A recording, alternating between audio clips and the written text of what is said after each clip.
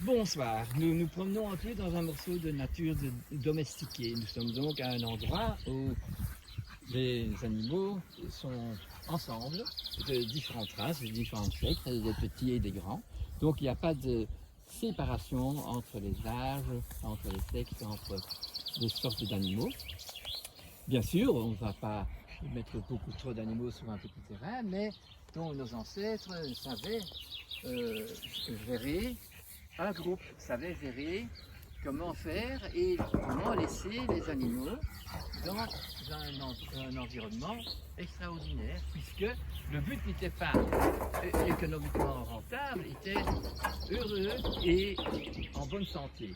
Donc trouver l'espace nécessaire, trouver que pour chaque animal, chaque différents animaux, il fallait faire des choses comme il faut. Donc au début, les gens savaient que la chèvre allait et le mouton allait se promener avec les bergers. Et ils revenaient le soir à la bergerie, ou bien ils se faisaient la transhumance pendant 6 mois quand c'était dans des endroits très loin. Et donc là, nous avions le mieux du mieux. Et quand on allait promener dans la région et que l'environnement n'était pas pollué par toutes les voitures et par tout le macadam partout, on pouvait promener nos chèvres et nos moutons. Maintenant, les gens de notre génération, de la génération qui est ici maintenant, eh bien, ils trouvent tout à fait normal qu'une chèvre se trouve dans une prairie, qu'un mouton également est dans la prairie. Et donc, nous voyons des maladies se faire puisqu'ils mangent de l'herbe. Et on a déjà dit que la vache, elle est vraiment la ruminante herbivore, mais que le cheval est un rongeur, que les chèvres mangent en se mettant debout parce qu'elles veulent manger les feuilles des arbres.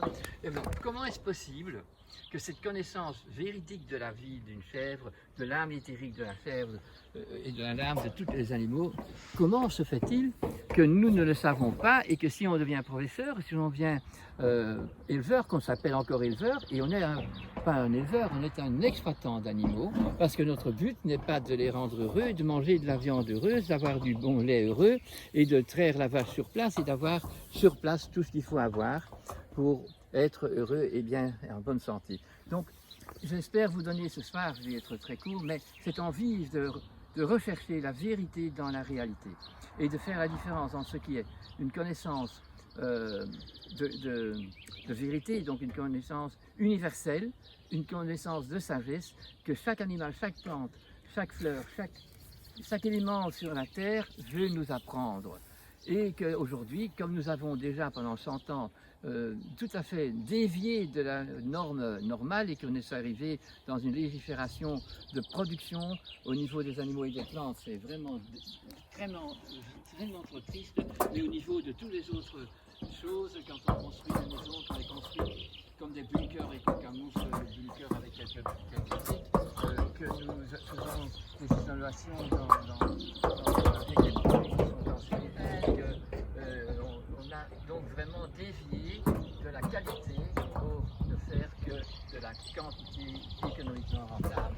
Et on doit vraiment savoir que quand c'est économiquement rentable, que c'est écologiquement lamentable. Alors, je ne me lamente pas, mais je voudrais bien que nous faisons la différence. Alors nous pourrons tenir droit et laisser passer devant nous les erreurs. Non, on va les nommer les erreurs, on va nommer les fautes que nous avons faites, mais on ne va pas accuser ceux qui les font parce qu'ils pourraient se convertir à une connaissance universelle, plein d'amour pour la génération suivante et pour tous ces animaux qui aujourd'hui sont exploités, sont séparés, sont confinés. Nous avons vécu le confinement et déjà on n'était pas bien. Et le confinement était dans le luxe, dans un appartement, c'est malheureux. Dans une maison avec un jardin, c'est bien mieux.